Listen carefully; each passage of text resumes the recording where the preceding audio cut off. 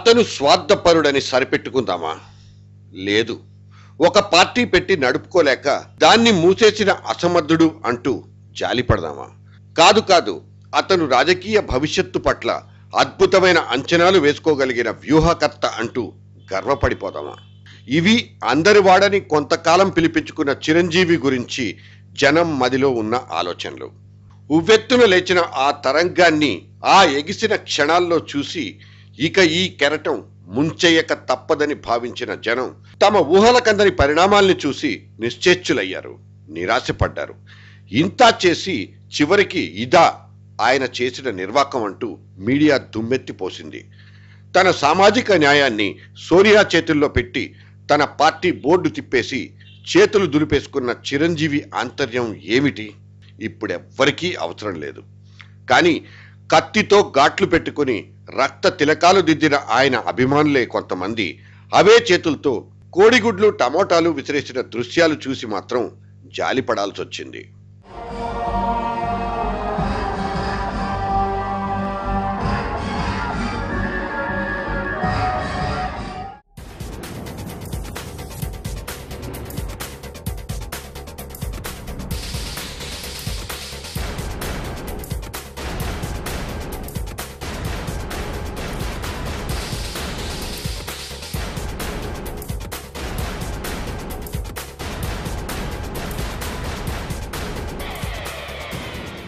ముప్పై ఏళ్ల పాటు నన్ను ఆదరించిన ఈ అభిమానుల కోసం నేనేదైనా చెయ్యాలి, వాళ్ల రుణం తీర్చుకోవాలంటూ తన రాజకీయ రంగప్రవేశం గురించి పదే పదే చెప్పిన చిరు తన సైన్యానికి ఒక చీఫ్ మార్షల్గా ఉండాల్సింది పోయి వేరే సైన్యంలో ఒక సాధారణ సైనికుడిగా చేరిపోయి సంతృప్తి పడిపోవడంలో ఔచిత్యం ఏమిటన్నదే అసలు ప్రశ్న.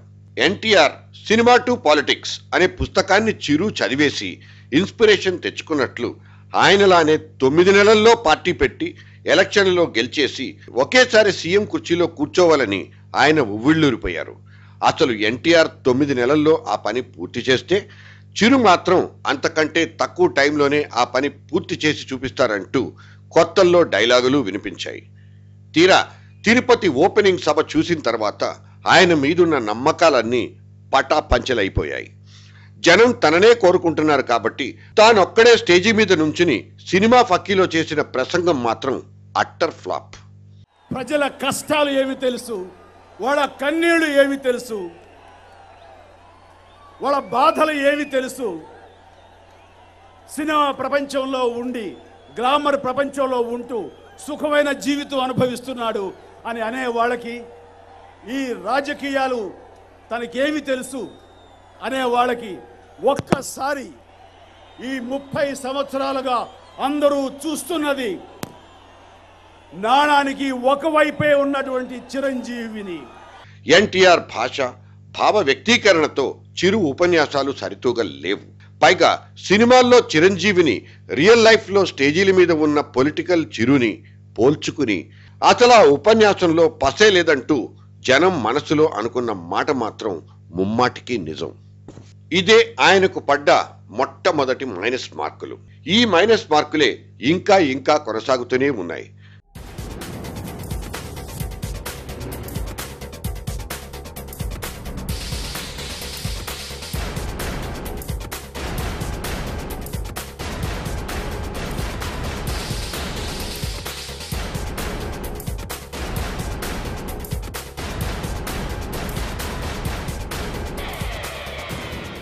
సినిమాలో ఎన్టీఆర్ కు, పబ్లిక్ లో నిలబడ్డ ఎన్టీఆర్ కు ఆనాడు తేడా లేదు. ఉండదన్న అభిప్రాయాన్ని జనం మనసుల్లో అంత బలంగా నాటారాయన. స్వతహాగా సౌమ్యుడిగా ఉండే చిరంజీవి అటువంటి తన స్వభావానికి విరుద్ధంగా జనంలో మాట్లాడగలిగారా? ఆ జనం సమస్యల పట్ల వాళ్లకున్న అసంతృప్తిని అంతే స్థాయి క్రోధావేశాలతో ప్రతిబింబింప చేయగలిగారా? ఇది జనం గమనించారు, ఫ్యాన్స్ గుర్తించారు. అసంతృప్తిగా వెనక్కి తిరిగారు. ఇక తానేం చేయగలడో విస్పష్టంగా, సూటిగా, గట్టిగా చిరంజీవి ఎప్పుడూ చెప్పలేకపోయారు.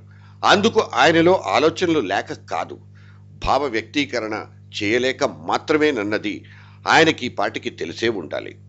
నాది అపరిపక్వత అంటూ తన అసమర్థతని చిరంజీవి దాచుకుని తనదైన రూట్లో కాంగ్రెస్ పక్షాన నిలబడాన్ని జీర్ణించుకోలేకపోయిన ముఖ్యమైన వాళ్ళు కొంతమంది ఆయన మీద తిరుగుబాటు బావుటా ఎగరేశారు. ఒక ఎమ్మెల్యే శోభా నాగిరెడ్డి జగన్ జెండా భుజాన వేసుకుని మోస్తున్నారు. ఇక చివరిదాకా ప్రజారాజ్యంలో నువ్వెంతంటే నువ్వెంత అనుకుంటూ స్టంట్లు చేసిన వాచిరెడ్డి పద్మ, శోభారాణిలు గుడ్ బై చెప్పడం అందరూ చూసిన దృశ్యాలే. ఇదిలా ఉంటే అసలు ఫేస్ ఆఫ్ ద పార్టీ పేరున్న డాక్టర్ మిత్రా తన స్టెథోస్కోప్ ని ఎప్పుడో విసిరేసి దూరంగా ఉండిపోయిన వైనం, పరకాల ప్రభాకర్ కి కోపం వచ్చి పార్టీ టికెట్ల పంపిణీ గురించి మీడియా మైకుల ముందు నానా రభస చేసిన దృశ్యాలు మాకింకా గుర్తుండిపోయాయి. అంతేకాదు, మీరు ఏరీ కోరి తెచ్చుకున్న తెలుగుదేశం ఐకాన్స్ దేవేంద్ర గౌడ్, తమ్మినేని సీతారాం లాంటి వాళ్ళంతా మీ ముందే చాప చుట్టేసి హోమ్ కమింగ్ అంటూ పాత పార్టీ గూట్లోకి వెళ్లిపోయిన సీన్స్ ఇంకా టీవీల్లో అప్పుడప్పుడు కనిపిస్తూనే ఉన్నాయి.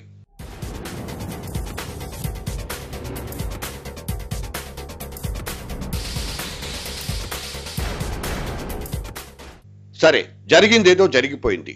ఇప్పుడు ఆయన ప్రయాణం రూట్ మారింది.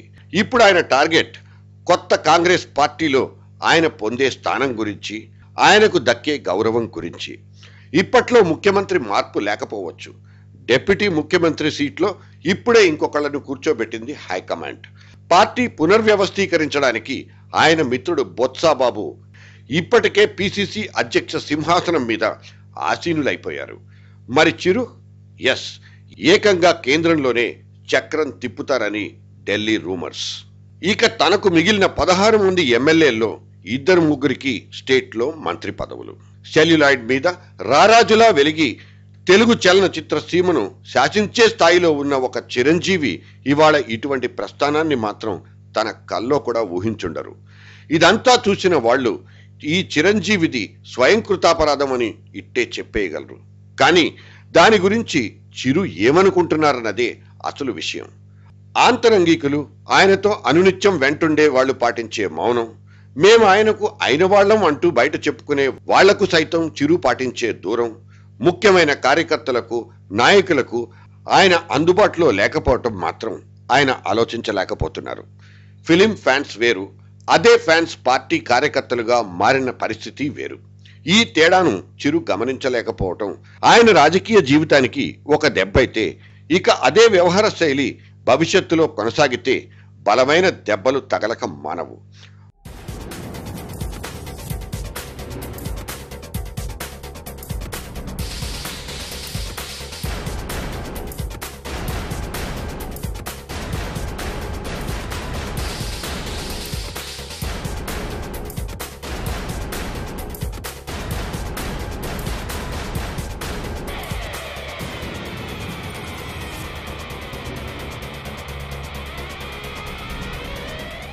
మహాసముద్రం లాంటి కాంగ్రెస్ లో తనదైన ప్రత్యేకతను నిలుపుకోవాలంటే చిరు చాలా చాలా కష్టపడాల్సి ఉంటుంది. పైగా కాంగ్రెస్ కొట్టే దెబ్బలు పోలీస్ దెబ్బల్లాంటివి. పైకి కనిపించవు, లోపల బాధ పెడతాయి, బయటకు చెప్పుకోనివ్వవు. ఇవే కాంగ్రెస్ దెబ్బలు. ఆ దెబ్బల రుచి ఎలా ఉంటుందో వాటి తాలూకు జ్ఞాపకాల గురించి తెలుసుకోవాలంటే ఒక శరద్ పవార్, ఇంకో సంగ్మా, ఒక మమతా బెనర్జీలు మాత్రమే చెప్పగలరు. ఒకప్పటి కాంగ్రెస్ కంచుకోటైన ఆంధ్రప్రదేశ్ని బద్దలు చేసిన ఎన్టీఆర్ లెవెల్లో ఒక అద్భుతమైన శక్తి అవతరిస్తుందనుకున్న తెలుగు ప్రజలకు చిరంజీవి ఇచ్చిన షాక్ జన్మ జన్మలకు గుర్తుండిపోతుంది. అటు కాంగ్రెస్కు, ఇటు తెలుగుదేశానికి ఒక బలమైన ప్రత్యామ్నాయం, ఒక ఆల్టర్నేటివ్ ఉండాలి, కావాలి అనుకున్న జనాలకు కనిపించిన ఈ ఆంజనేయ వరప్రసాద్ ఉరఫ్ చిరంజీవి ఇచ్చిన ఝలక్ మాత్రం ఒక బ్యాడ్ మెమరీ. ఎప్పుడు మెర్జర్ చేయాలి, ఎలా చేయాలి, ఏమిటి, ఏ విధంగా చేయాలి, దానికి కాన్స్టిట్యూషనల్ గా కానీ లేకపోతే ఎలా చేయాలి, అది త్వరగా చేయాలి అనే దాని మీద ఇంకా భవిష్యత్తులో నిర్ణయించుకుంటాం. మరొక శక్తి నాతో కలిస్తే అంతకు మించి మరింత ఎక్కువగా నేను చేయగలను. కాబట్టి చిరంజీవి చేసినటువంటి ఈ గెస్చర్, చిరంజీవి విధంగా మెర్జర్ చేయడం మూలంగా మరో బలమైనటువంటి శక్తికి చిరంజీవి శక్తి తోడైతే మరింత ఎక్కువ మందికి లబ్ధి చేకూరుతుందన్న నమ్మకం ప్రజలకు ఉంది. కాబట్టి వాళ్ళందరూ హర్షిస్తారే తప్ప. ఆ మాటకొస్తే పార్టీలు పుట్టి చచ్చిపోవడం లేదా పుచ్చిపోవడం జనానికి కొత్త కాదు, తెలియక కాదు. ఒక చెన్నారెడ్డి, ఇంకో నాదెండ్ల, మరో జానారెడ్డి, ఆ పైన హరికృష్ణ, ఇలా తెగతెంపులు చేసుకున్న వాళ్ల గురించి చిరు దగ్గర చిరునామాలు చాలానే ఉన్నాయి. కానీ ఆయన సలహాదారులు ఒకే ఒక్క పేరును మాత్రం ఆయన చెవిలో ఊదడం మర్చిపోయారు. అదే దర్శకరత్న దాసరి నారాయణరావు. ఈ మేస్త్రి సార్ కూడా ఒక పార్టీ పెట్టి బోర్డు తిప్పేసిన వారే. చిరంజీవికి ఇప్పుడు సోనియా ఇచ్చిన ట్యాగ్ లైన్తోనే ఆయన కూడా ఇదే కాంగ్రెస్లో తీర్థం పుచ్చుకున్నారు. అదే క్యాస్ట్ కార్డ్తో ఉభయ గోదావరి జిల్లాల్లో చక్రం తిప్పవచ్చని సోనియా దూతలు ఆమెకు అప్పట్లో చెప్పారు. ఆయన్ని రాజ్యసభ పదవి వరించింది. ఆ తర్వాత ఏకంగా బొగ్గు మంత్రి పదవితో సత్కరించింది. దెన్ రెండో యూపీఏలోకి వచ్చేసరికి ఆయన ఉనికినే మర్చిపోయింది. మేస్త్రి పరిస్థితే ఇలాగైపోతే మరి రేపు ఈ ముఠా మేస్త్రి సంగతి ఏంటన్నది కాంగ్రెస్ కల్చర్ తెలుసున్న వాళ్ళు అడుగుతున్న స్ట్రైట్ క్వశ్చన్. మేరా నామ్ జోకర్ అని మాత్రం అనిపించుకోవద్దని మా ఉచిత సలహా.